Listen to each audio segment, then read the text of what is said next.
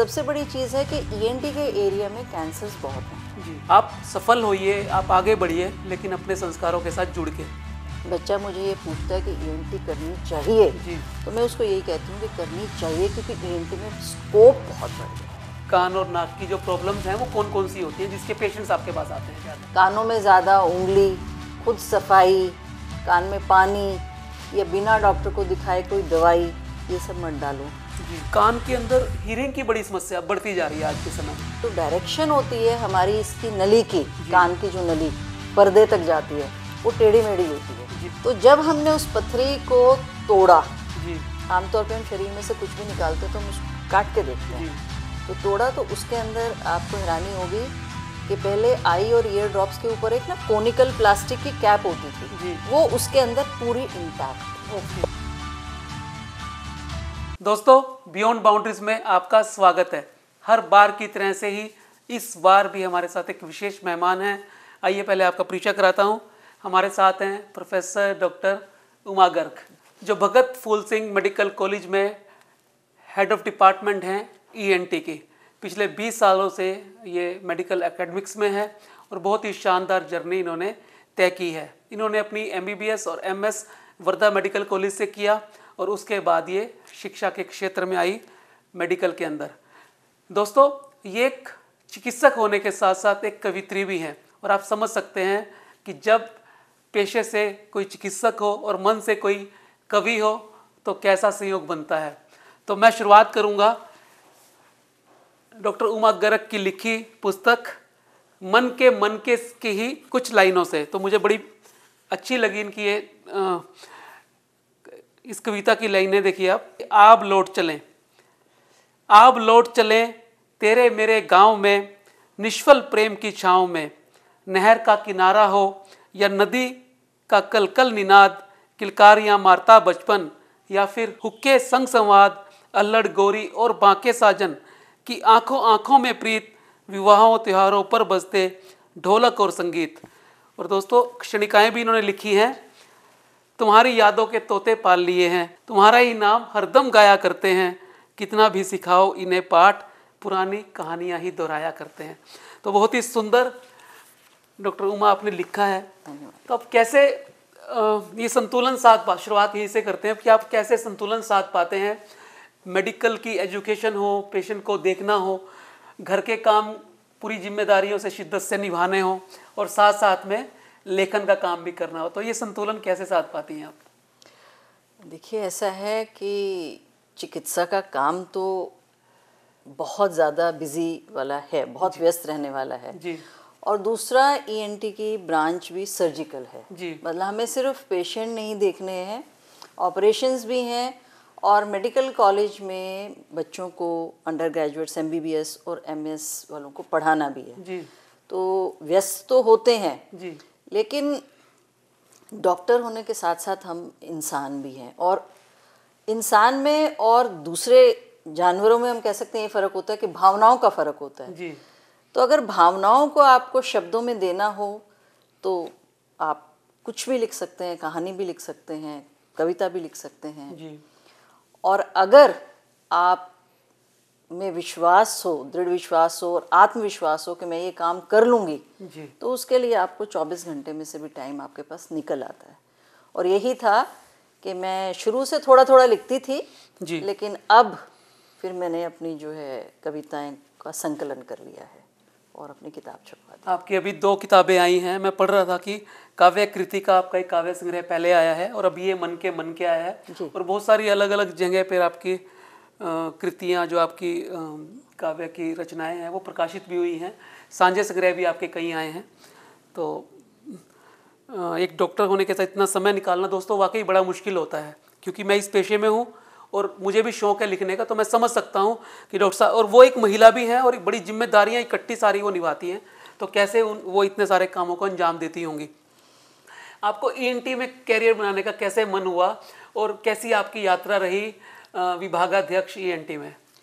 ENT में जो मेरा करियर बना वो पहले मैं 1981 में एमबीबीएस में मेरी जो एडमिशन है जी, वो क्योंकि उस वक्त हरियाणा में मेडिकल कॉलेज ज़्यादा नहीं थे, इनफैक्ट एक ही मेडिकल कॉलेज था, रोहतक वाला।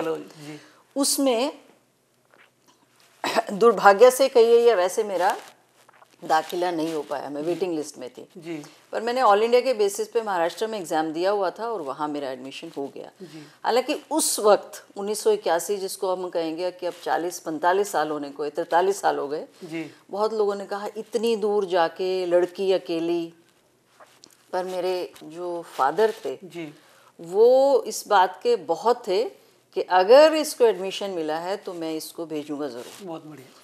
तो वो उन्होंने, ये उनका विश्वास था कि आप एक 17 साल की लड़की को इतनी दूर महाराष्ट्र में और उस ज़माने में भेज रहे हैं। जी। तो मैंने MBBS कर ली जी। उसके बाद जब उन्होंने बोला कि MBBS हो गई, बहुत है, तुम आ जाओ अब, तो मैंने उनको बोला कि नहीं, मुझे वहाँ पोस्ट ग्रेजुएशन मिल जाएगी और मैं पोस्ट ग्रेजुएशन करूँगी। जी।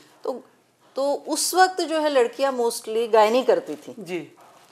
तो मुझे गायनी समहाउ पसंद नहीं थी और सर्जिकल ब्रांच में थोड़ा इंटरेस्ट था, तो मैंने ENT ली।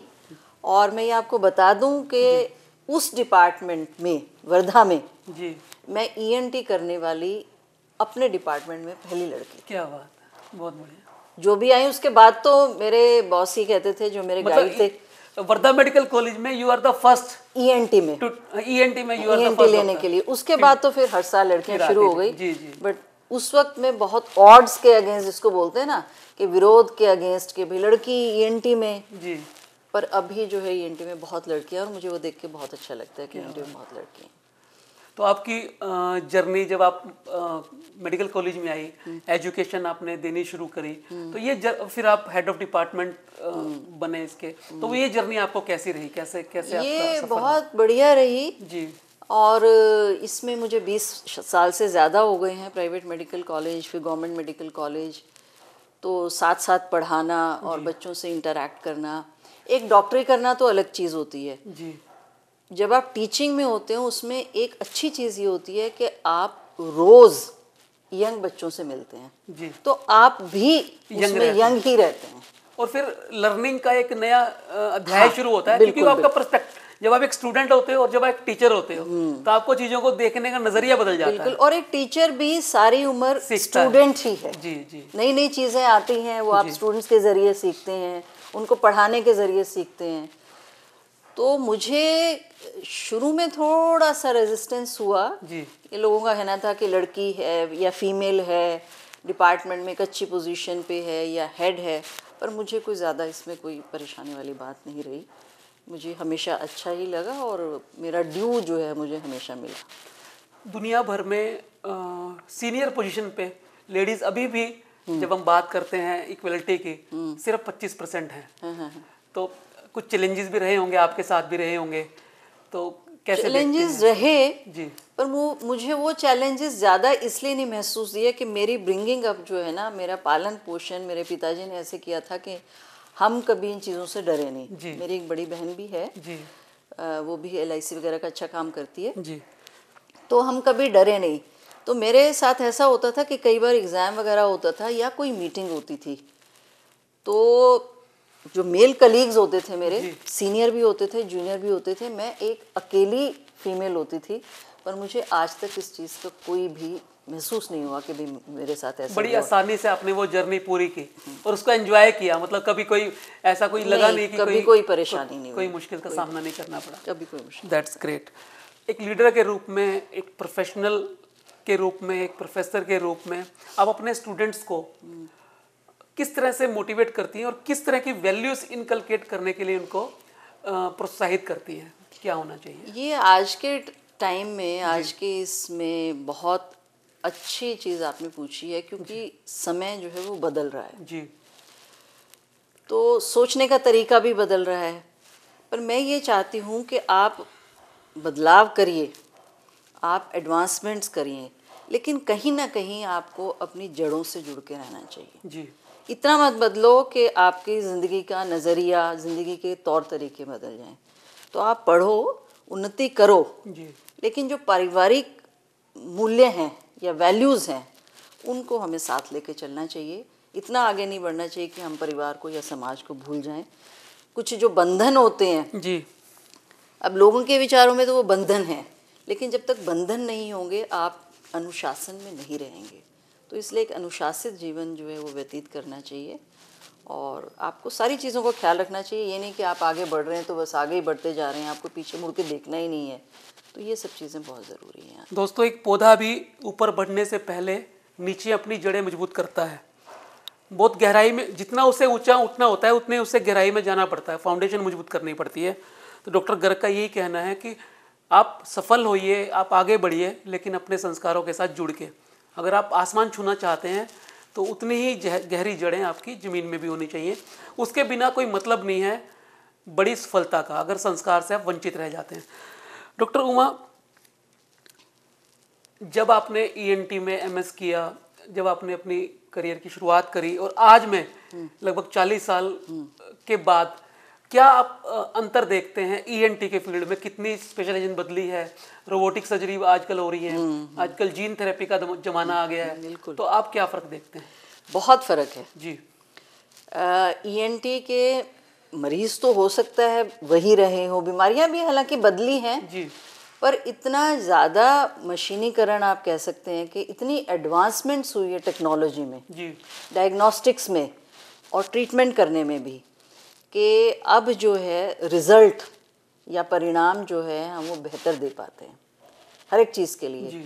ऑपरेशन के लिए, ऑपरेशन भी नहीं कहूँगी मैं, शुरू से अगर आप देखें तो ईएनटी में आपको पेशेंट को एग्जामिन करने के लिए एक स्पेशल सेटअप लेना पड़ता है, क्योंकि ईयर, नोज, थ्रोट ऐसे एरियाज हैं जहाँ नॉर्मली लाइट रहेगी भी तो आप नहीं देख पाते हैं। जी, वो डीप जाना पड़ता है, डीप जाना पड़ता है। तो अभी डायग्नोस्टिक्स में भी बहुत इम्प्रूवमेंट्स हुई हैं और ट्रीटमेंट में भी बहुत इम्प्रूवमेंट्स हुई है। एंडोस्कोप्स आ गए हैं, फिर आपके माइक्रोस्कोप बहुत बेहतर हो गए हैं। ड्रिल करने की, जिससे हम कान की हड्डी की जब खराबी हो जाती है तो हम ड्रिल करके उस खराब हड्डी को निकालते हैं। तो पहले उसको निकालने के तरीके अच्छे नहीं थे, अब ड्रिल्स इतनी अच्छी आ गई हैं कि बहुत जल्दी और सफाई से आप खराब हड्डी को निकाल सकते हैं। लेज़र आ गया है ईएनटी में। लेज़र में जो है आपको कट नहीं देना पड़ता कई बार, पर कट भी होता है तो बहुत बारीक कट होता है, अच्छा कट होता है और सर्जरी भी अच्छी होती है। रोबोटिक्स आ गए हैं और सबसे बड़ी चीज़ है कि ईएनटी के एरिया में कैंसर्स बहुत हैं जी, जिनको हम हेड एंड नेक कैंसर्स के नाम से जानते हैं। थ्रोट कैंसर जैसे थ्रोट कैंसर हैं, नोज के आसपास के हैं, और ये सब के सब टोबैको से रिलेटेड है। टोबैको से, अल्कोहल से भी, पर टोबैको किसी भी फॉर्म में, चाहे आप वो चबाने वाला ले लीजिए या स्नफ वाला ले लीजिए, हुक्का, bidi, cigarette, mostly head and neck cancers जो हैं वो टोबैको से रिलेटेड होते हैं। तो उनका डायग्नोसिस भी अब हम जल्दी कर पाते हैं क्योंकि हमारे पास अच्छे डायग्नोसिस के तरीके आ गए हैं और उनकी ट्रीटमेंट में भी फ़र्क पड़ा है, उनके रिजल्ट्स भी अच्छे हुए हैं, उन पेशेंट्स की क्वालिटी ऑफ लाइफ भी अच्छी हुई है। तो ईएनटी ने बहुत तरक्की की है और आज अगर कोई भी जूनियर बच्चा मुझे ये पूछता है कि ईएनटी करनी चाहिए तो मैं उसको यही कहती हूँ कि करनी चाहिए, क्योंकि ईएनटी में स्कोप बहुत बढ़ गया। और एक बात और बता दूं आपको कि एब्रॉड में ईएनटी को स्पेशलिटी नहीं, सुपर स्पेशलिटी माना जाता है। ओके। हाँ, क्योंकि इसकी एक्सेस ऐसी है कि आम इंसान या दूसरे डॉक्टर भी मतलब नहीं देख सकते आप ईयर, नोज, थ्रोट के अंदर। जो कोई फिजिशियन है रूटीन में जो दूसरे पेशेंट आपके पास आते हैं वो नहीं देख पाते, क्योंकि वो पूरा इंस्ट्रूमेंटेशन जो चाहिए उसके लिए, आपको पूरा इंफ्रास्ट्रक्चर बिल्कुल। तो बाहर ईएनटी की ज्यादा वैल्यू है, यहाँ तो है ही है, मैं ये नहीं कह रही यहाँ नहीं है, लेकिन बाहर इसको सुपर स्पेशलिटी माना जाता है। तो दोस्तों, ये एक नई बात मेरे लिए भी है और आपके लिए भी होगी। डॉक्टर उमा ने कहा कि बाहर इसे सुपर स्पेशलाइजेशन की तरह ट्रीट किया जाता है और वाकई ईएनटी की प्रैक्टिस कोई आसान प्रैक्टिस में नहीं आती, क्योंकि उसके लिए आपको एक अलग से इंफ्रा, अलग से इंस्ट्रूमेंटेशन, अलग से सिस्टम चाहिए होते हैं। और ये अच्छी बात है कि जैसे आपने बताया कि समय के हिसाब से बहुत ज़्यादा परिवर्तन हुए हैं, डायग्नोस्टिक में भी हुए हैं और ट्रीटमेंट में भी हुए हैं, दोनों पार्ट में बहुत डेवलपमेंट हुई है। आपसे जानना चाहेंगे मोस्ट कॉमन ईएनटी गले, कान और नाक की जो प्रॉब्लम्स हैं वो कौन कौन सी होती हैं जिसके पेशेंट्स आपके पास आते हैं ज़्यादा? देखिए, कान, नाक, गला, अब आप ये देख ही सकते हैं कि तीनों एरियाज ऐसे हैं जो कि बाहर के वातावरण को एक्सपोज्ड है। भाई पेट की बीमारी है, पेट मुंह में से कुछ खाएंगे तो जाएगा, लेकिन आपका थ्रोट के लिए मुंह खुला है, नाक में ये दोनों नॉस्ट्रिल्स हैं जी। और कान भी खुले हैं। जी। तो इनमें सबसे ज़्यादा इजीली जो असर करने वाली चीज़ें हैं वो है कि बाहर की धूल है, मिट्टी है या कीटाणु है, क्योंकि ये 24 के 24 घंटे एक्सपोज रहते हैं। जी। तो आम तौर पे जो सबसे कॉमन बीमारी है वो तो आपका सर्दी जुकाम है, जो आजकल जैसे मौसम सर्दी का चल भी रहा है। अच्छा तो, एक तो मौसम है और नहीं भी मौसम हो तो क्योंकि खुला है, मैं ये हमेशा ही कहती हूँ। जी जी जी। तो मौसम के हिसाब से तो हमारे पास ओपीडी बढ़ी जाती है। ईएनटी की ओपीडी मोस्टली सारा साल एक जैसी ही रहती है, बहुत कम फर्क पड़ता है। इन दिनों में तो बढ़ती है, मतलब वो एक्सपोज, क्योंकि एक्सपोजर की वजह से एलर्जी की बीमारियां ज़्यादा हैं जी। और कान में तो जो मोस्ट कॉमन बीमारियां होती हैं वो मैल एक होती है, जो आम इंसान को पता नहीं होता कि भाई मैल निकलवाना है या नहीं निकलवाना है। पर मैल के लिए कुदरत ने ऐसी अच्छी चीज़ हमें दे रखी है कि हमारी जॉ के मूवमेंट्स के बाद से मैल अपने आप बाहर आ जाता है, ऑटोमेटिक बाहर आ जाता है। आपको रूटीनली मैल साफ करवाने बहुत सारे लोग ईयरबड का इस्तेमाल करते हैं, तो वो करना चाहिए या नहीं करना चाहिए? वो नहीं करना चाहिए, क्योंकि ईयरबड जी जो है वो आपके मैल को नहीं निकाल, एक तो मोटा होता है आगे से, और जो डायरेक्शन होती है हमारी इसकी नली की, कान की जो नली पर्दे तक जाती है वो टेढ़ी मेढ़ी होती है जी। तो उस बड से नुकसान होने के चांसेस ज़्यादा हैं। मैल का अगर छोटा सा ढीला है वो अंदर चला जाएगा, और अगर आप जोर से करेंगे तो कान की स्किन को नुकसान होगा। तो बड तो कभी भी इस्तेमाल नहीं, वो इन्फेक्शन भी कर सकता है, ओटाइटिस मीडिया की तरह से कुछ और, वो अंदर हाँ, वो बाहर की आपकी स्किन को जो है डैमेज करेगा जी, और इन्फेक्शन भी हो सकता है। बिल्कुल, तो बड तो कभी भी इस्तेमाल। टेक अवे तो ये है कि आपको बिल्कुल भी ईयरबड इस्तेमाल नहीं करना है। इसके अलावा आपने बताया कि मैल की समस्या आम होती है, कान के अंदर हीयरिंग की बड़ी समस्या बढ़ती जा रही है आज के समय में। तो क्या नॉइज पोल्यूशन का, या फिर जो हम स्मार्टफोन यूज करते हैं और बहुत लंबे समय तक इस्तेमाल करते हैं, उसका भी कुछ फर्क है? बिल्कुल फर्क है जी, क्योंकि नॉइज का तो फर्क है। आजकल वही बात है कि एडवांसमेंट्स हो गई हैं, डेवलपमेंट्स हो गई हैं, हर एक मशीन आ गई है हर एक चीज़ के लिए, किचन से लेके आपके बाथरूम से लेके आपके ऑफिस के अंदर हर जगह मशीनें, वो मशीनें भी आवाज़ करती हैं।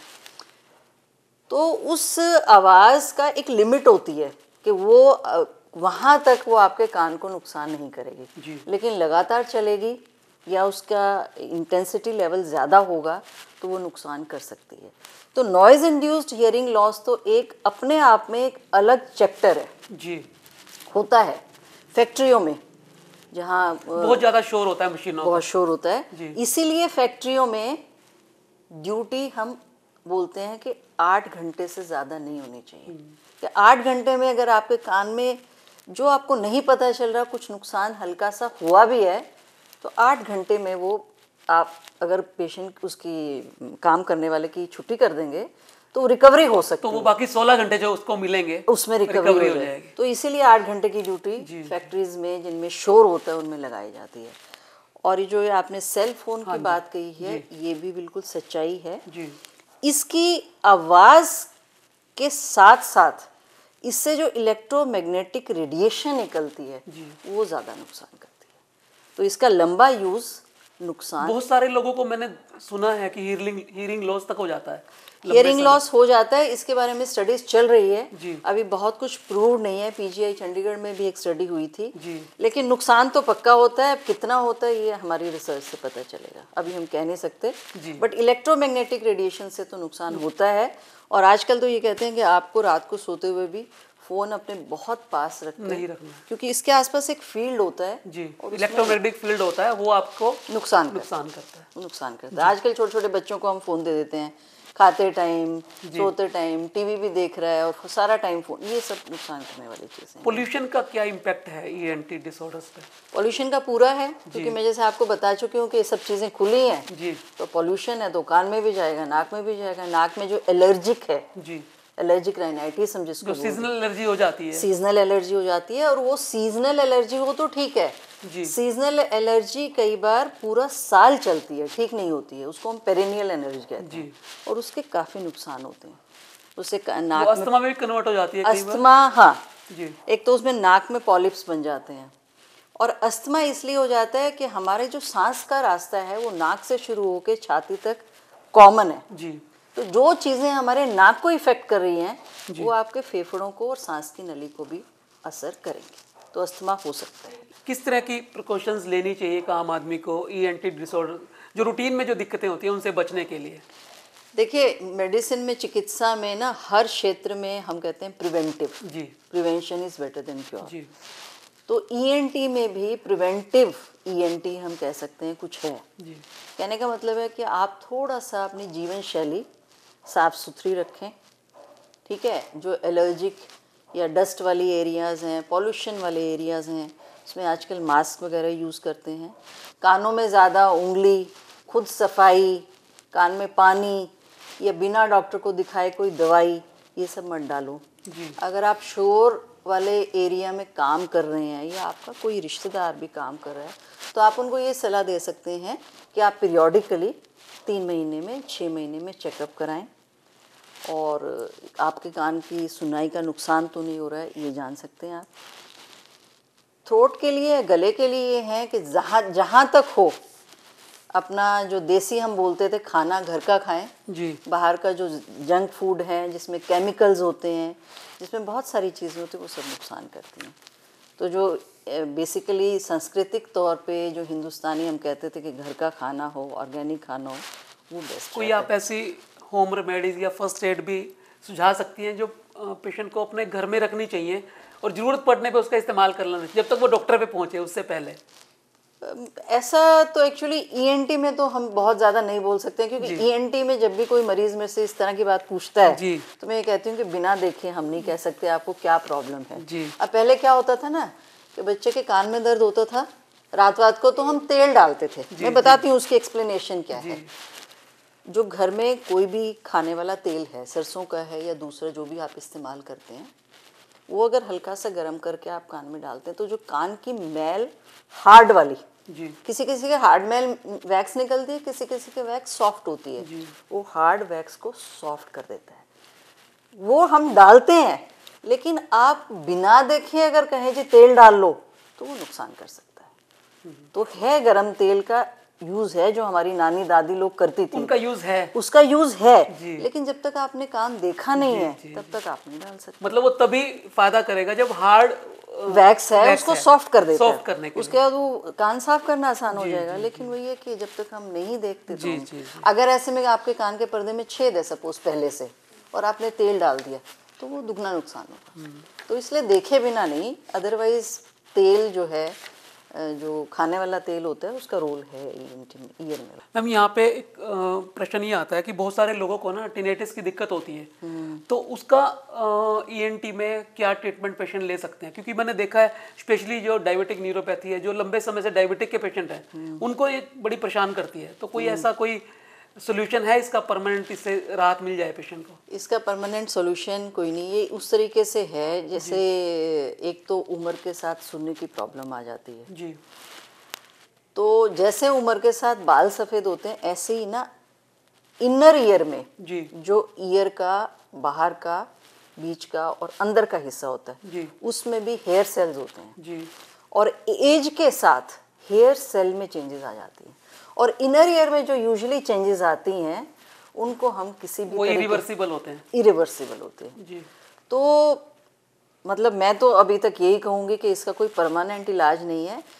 पेशेंट को अगर बहुत तेज टिनेटस है जी, तो हम टेम्परेरीली उसको कम करने के लिए दवाई दे सकते हैं ताकि जो नसों में थोड़ी सी कमज़ोरी आई है वो ठीक हो जाए, पर उसका रिजल्ट बहुत अच्छा नहीं है। आजकल एक थेरेपी आई है जिसको हम टिनेटस रीट्रेनिंग थेरेपी कहते हैं जी। उसका कुछ रोल है, लेकिन उसके साथ साथ हम मरीज़ को ये भी बताते हैं कि आपको थोड़ा सा इसके साथ ही रहना होगा। मतलब टिनेटस का परमानेंट इलाज अभी रिवर्स नहीं हो सकता, साथ ही आपको चलना होगा। कम हो सकता है लेकिन पूरा टिनेटस खत्म नहीं होता है।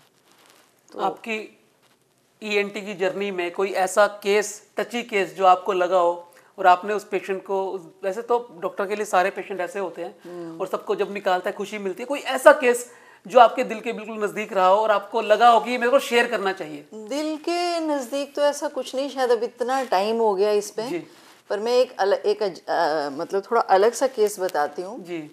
कि बच्चे नाक में कुछ डाल लेते हैं तो यूजुअली पता चल जाता है। एक बार मैंने एक लड़की, यंग लड़की, 28 साल की लड़की थी, उसके नाक में से एक फॉरेन बॉडी निकाली थी जो 25 साल से थे। 25 साल से नाक के अंदर? 25 साल से। तो क्या होता है, नाक में अगर फॉरेन बॉडी मिस हो जाए जी, उसको थोड़े दिन में इन्फेक्शन हो गई, माँ बाप ने दवाई दे दी, स्मेल कम हो गई, बहना कम हो गया, चलता रहा। तो ऐसे में अगर फॉरेन बॉडी नाक में पड़ी रहती है तो उसके ऊपर जो है ना कैल्शियम और फास्फोरस डिपॉजिट हो जाता है और वो एक नाक में पथरी बना देता है। जैसे बाकी जगह शरीर में पथरी होती है तो वो नाक में पथरी बना देता है, उसको हम राइनोलिथ बोलते हैं। ओके। तो ये एक 28 साल की लड़की के नाक में से मैंने राइनोलिथ निकाला था। इसको अब तो हो भी गए, इसको 10-12 साल। तो वो डायग्नोज भी आपने किया, उससे पहले पता नहीं था उन लोगों को? उनको नहीं पता था जी। तो जब हमने उस पथरी को तोड़ा जी, आमतौर पे हम शरीर में से कुछ भी निकालते हैं तो हम उसको काट के देखते हैं। तो तोड़ा तो उसके अंदर आपको हैरानी होगी कि पहले आई और ईयर ड्रॉप्स के ऊपर एक ना कोनिकल प्लास्टिक की कैप होती थी जी। वो उसके अंदर पूरी इंटैक्ट थी। ओके। इसीलिए प्लास्टिक बोलते हैं ना, प्लास्टिक खत्म नहीं होता। जी, जी, जी। तो वो 25 साल के बावजूद जब हमने उसको तोड़ा तो उसमें से वो प्लास्टिक की कैप इंटैक्ट निकली। तो ये मैं हमेशा एग्जाम्पल देती हूँ, अपने बच्चों को पढ़ाती हूँ जब जी, अंडर ग्रेजुएट्स को, पोस्ट ग्रेजुएट्स को, कि राइनोलिथ एक ऐसी कंडीशन है जो 25 साल तक तकलीफ दे के भी पड़ी रह सकती है। तो ये मुझे हमेशा याद रहती है और मुझे लगता है कि साल 6 महीने में मैं एक बार ये कहानी लोगों को बताती हूँ, क्योंकि ये यूनिक केस है, अलग से आमतौर पे ऐसा नहीं होता होगा। 25 साल की हिस्ट्री मैंने नहीं देखी है, राइनोलिथ और भी देखे हैं जी, लेकिन 25 साल बहुत लंबा समय, बहुत लंबा। और उसके अंदर वो चीज फॉरेन बॉडी जो है इंटैक्ट थी।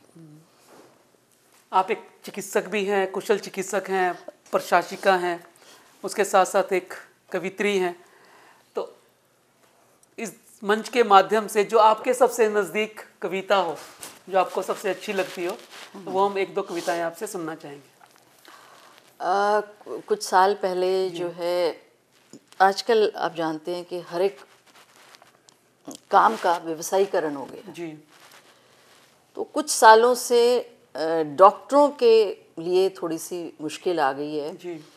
कि लोगों का विश्वास तो है पर वो अगर कुछ दिक्कत हो जाए तो वो विश्वास एकदम उनका डगमगा जाता है। जी। तो 2-1 साल पहले जयपुर में कुछ ऐसी घटना हुई थी कि एक लेडी डॉक्टर को, जो गायनी ऑब्स्टेट्रिक्स की डॉक्टर थी जी, उनके खिलाफ लोग खड़े हो गए थे जी।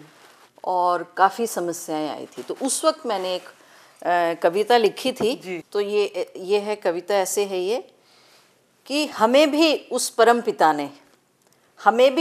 पिता ने तुम जैसा इंसान बनाया था। एक डॉक्टर बोल रहा है जी। हमें भी उस परम पिता ने तुम जैसा इंसान बनाया था, तुम्हारी स्वस्थता और सेवा का बीड़ा हमने डॉक्टर बन उठाया था। क्या बात। तुम्हें कभी जिलाया, कभी जीवन का अधिकार दिया, तुम्हारी लड़खड़ाती ठहरती सांसों को जीने का व्यवहार दिया। बहुत बढ़िया। फिर भी हम क्या किसी खुशी से सरोकार ना रखें? तुम्हारी सेवा शुश्रूषा में अपने सुख का अधिकार ना रखें? हम सबके रिश्ते घावों पर इंसानियत का मरहम लगाते रहे, अपना कलेजा चीरकर, हृदय झंझावत को तोड़कर, आत्मा को झंझोड़कर तुम्हारे जख्म सहलाते रहे। क्या बात। तुम्हारी विकलता के क्षणों पर अपनी नींद को निछावर कर दिया, तन मन और धन से इसी कर्म को धर्म मान लिया। कभी भगवान कहते हो, कभी अपनी कुंठित भावनाओं का ग्रास बनाते हो, चंद लोगों के हाथों में खेल कर क्यों फिर मेरी ही बलि चढ़ाते हो? क्या बात।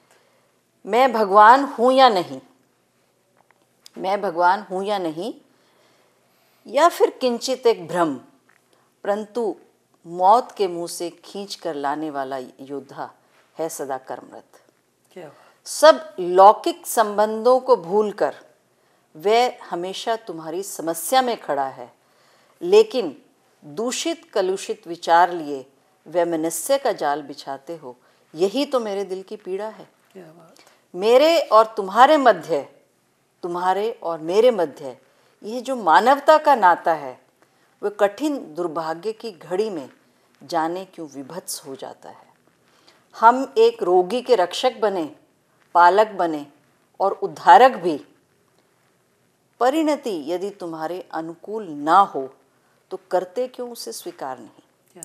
एक चोटिल विक्षिप्त मृतप्राय डॉक्टर कुछ ना कर पाएगा तुम्हारे लिए। कष्ट की तपती सड़क पर रक्तरंजित तड़पते रहोगे अपनों के लिए। तो इस पवित्र धारणा को स्वार्थ परकता का जामा ना ओढ़ाओ। उसका मृदु एवं कोमल स्वभाव कोई विवशता नहीं। अब ये समझ जाओ, अब ये समझ। क्या बात है, बहुत सुंदर। दोस्तों, डॉक्टर को भगवान का दर्जा आप बेशक ना दो, उसको एक अपनी तरह इंसान ही मानो। जब आपने कोविड काल में देखा कैसे कितने सारे डॉक्टर्स की जान चली गई इलाज करते हुए पेशेंट्स का, तो इतने मार्मिक कठिन क्षणों के अंदर डॉक्टर सब कुछ भूल के, जैसे डॉक्टर उमा ने अपनी कविता में बताया कि अपने परिवार का सुख भूल के अपनी निजी स्वार्थों की तिलांजलि दे के वो आपके काम आता है। तो उसके लिए भी आपकी कुछ संवेदनाएं बनती हैं, कुछ ऐसा व्यवहार बनता है जिससे डॉक्टर को आप समाज के अंदर वो स्थान तो एटलीस्ट दे पाओ जिससे वो अपना काम पूजा समझ के और बेहतर तरीके से कर सके, बेशक उसे भगवान ना समझो। बहुत सुंदर आपने लिखा है डॉक्टर्स के लिए। एक और इसमें कविता है जो मेरे दिल के काफ़ी नज़दीक है जी।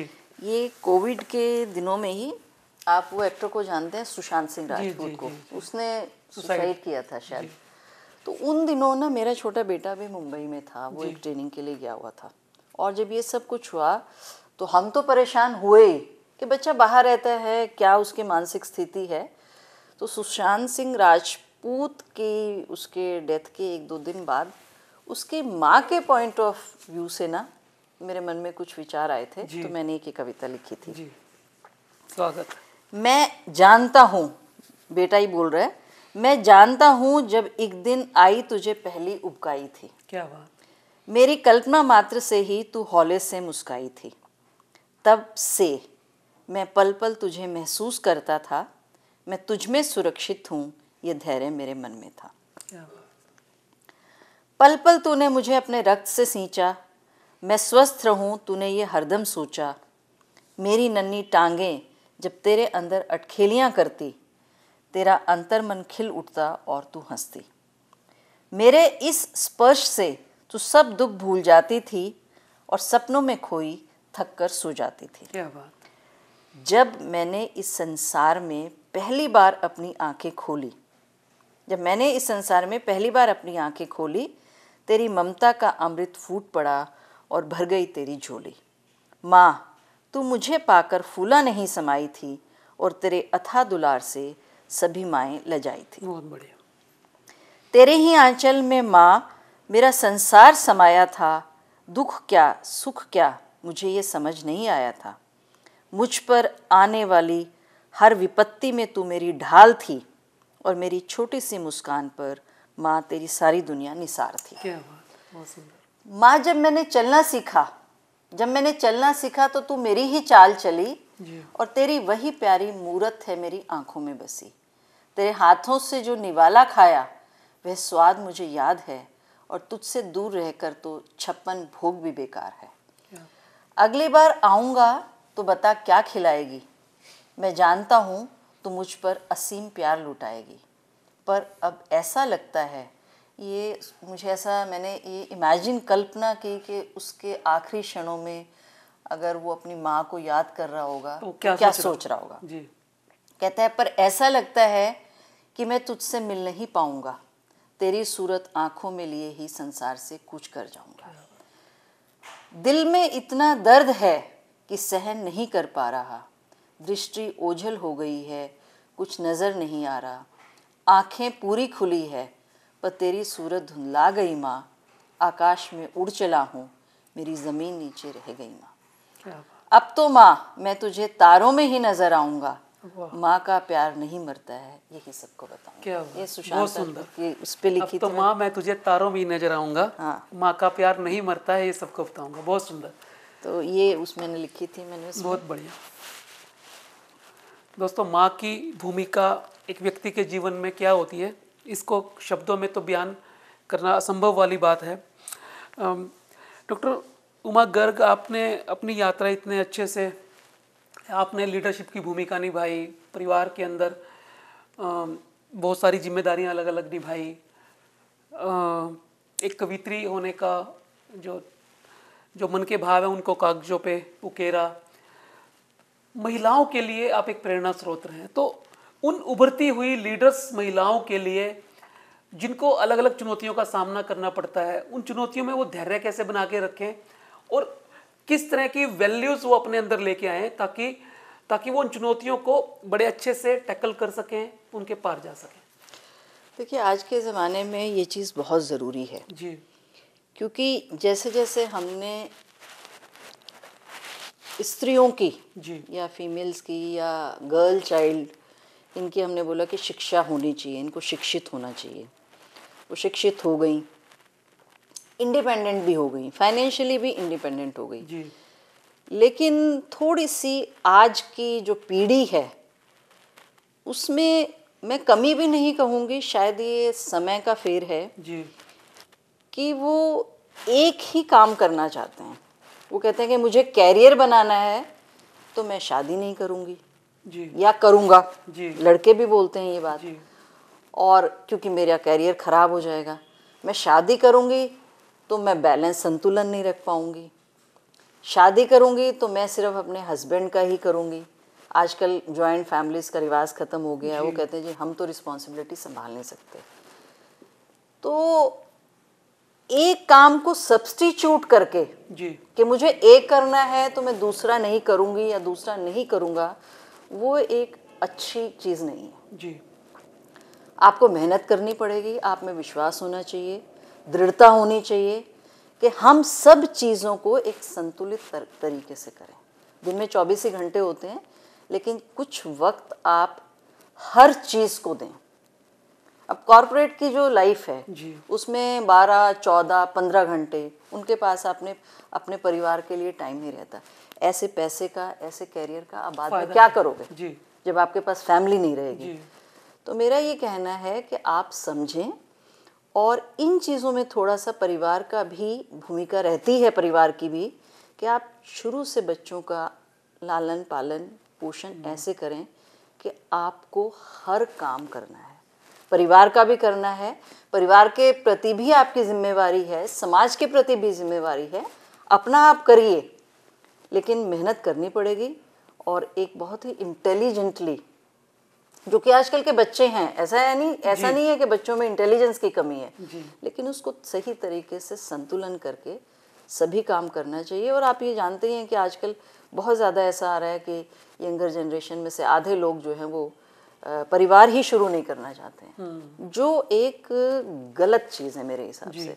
वैसे तो अपना व्यक्तिगत इसमें लोगों के विचार होंगे, लेकिन मुझे ये लगता है कि आपको कुछ भी छोड़ना नहीं चाहिए, सब काम करने चाहिए और आप सफल हो सकते हैं, बशर्ते आप में दृढ़ता हो और आप मेहनत करना चाहें। जी, लेकिन फिर भी लोग करते हैं जो वो चाहते हैं। तो दोस्तों, ये बड़ी बात है कि जीवन का अगर सही आनंद लेना है, सफलता के साथ साथ खुशी भी जीवन के अंदर पूरी लेनी है जितनी होनी चाहिए, तो आपको संतुलन बनाना सीखना होगा। बस बैलेंस इज़ द की, है ना। आपको physical dimension, emotional dimension, intellectual dimension, social dimension, spiritual dimension, तो इन सारे आयामों के अंदर संतुलन साधना होगा। अपने आप को भी समय देना होगा, परिवार को भी समय देना होगा, समाज को भी देना होगा और अपने कैरियर को भी देना होगा। तो ये बहुत अच्छी बात आपने कही है कि जो बच्चे संतुलित, क्योंकि भगवान बुद्ध ने भी कहा था कि रास्ता हमेशा मध्य मार्गियों वाला ही सबसे अच्छा होता है, मतलब मिडल वे, कि आपको सब चीज़ों में बैलेंस बना के आप चलेंगे तो आप ज़्यादा बेहतर कर पाएंगे, ज़्यादा सफल भी हो पाएंगे, ज़्यादा खुश भी रह पाएंगे। चलते चलते आपने बहुत अच्छी अच्छी बातें करी हैं, बहुत अच्छे से ENT की कॉमन प्रॉब्लम्स के बारे में, एडवांसमेंट्स के बारे में, अपने जीवन के सफ़र के बारे में, संतुलन कैसे साधा जाए उनके बारे में बहुत अच्छी बातें आपने हमारे दर्शकों को बताई हैं, बहुत नए इंसाइट हमें मिले हैं। तो चलते चलते आपसे लास्ट क्वेश्चन ये है कि हुक्के का कल्चर बड़ा बढ़ता जा रहा है और लोगों को इसमें कोई बुरा नहीं लगता, उनको लगता है कि धुआं ही तो है, हुक्का ही तो है, इससे क्या हमारे स्वास्थ्य पे नुकसान होगा। तो उसके बारे में आपके इनपुट्स जानना चाहेंगे। हुक्के का प्रयोग जो है वैसे तो हिंदुस्तान में और कुछ दूसरे कंट्रीज़ में भी, मिस्र में है, ये अरबियन कंट्रीज़ हैं जी, बहुत जगह। इवन अकबर की कहते उसमें सभा में, उसमें भी कोई एक थे वो हुक्के का इस्तेमाल बताते थे। तो हुक्के का इस्तेमाल गाँव में तो हो ही रहा है, जी, उसके साथ साथ शहरों में, कुछ मेट्रोज़ में, गोवा जैसे शहर में और कुछ जगह पर वो इसको एक फैशन बना लिया है। और वो कहते हैं कि जी हम तो इसमें तंबाकू इस्तेमाल नहीं करते, जी, हम कोई फ्रूटी फ्लेवर इस्तेमाल करते हैं, कुछ और सॉल्यूशन कुछ इस्तेमाल करते हैं और उसका कोई नुकसान नहीं है। तो हुक्के का या तंबाकू का नुकसान तो हमेशा होता है और उसके बिना हुक्का नहीं हो सकता, ये सिर्फ कहने की बातें हैं। जी, तो जब उसकी एडिक्शन हो जाती है तो वो शरीर को बहुत नुकसान करती है। तो इनफैक्ट मेरे जो इंस्टीट्यूट है जी, उसके आसपास के एरिया में हम देखते हैं हुक्के का इस्तेमाल बहुत हो रहा है। और मैंने एक बेसिकली थोड़ा सा एक अभियान चलाया है कि हमारे पास जो मरीज़ भर्ती होता है हम उसकी हुक्के की हिस्ट्री ज़रूर लेते हैं, क्योंकि अगर हम उससे पूछते हैं तुम सिगरेट बीड़ी लेते हो, बोले नहीं, उनके हिसाब से ना हुक्का उसमें आता नहीं है। बीड़ी सिगरेट नुकसान कर सकती है, हाँ, हुक्का नहीं हुक्का करता। नुकसान नहीं करता। उनका ये भी कहना है कि ये पानी में से निकल के आता है धुआं, तो छन जाता तो है। छन जाता है। जी। बिल्कुल कुछ नहीं छनता है। जी। निकोटीन का कंटेंट उसका 5% भी कम नहीं होता है। जी। उसके अलावा जो वो इस्तेमाल करते हैं, गोबर का जो उपला होता है या कोयले का टुकड़ा होता है, उससे निकलने वाली गैसें बहुत ही विषैली, बहुत ही जहरीली, वो आपके सांस की नली को, आपके फेफड़ों को और बाकी चीज़ों को भी बहुत नुकसान करते हैं।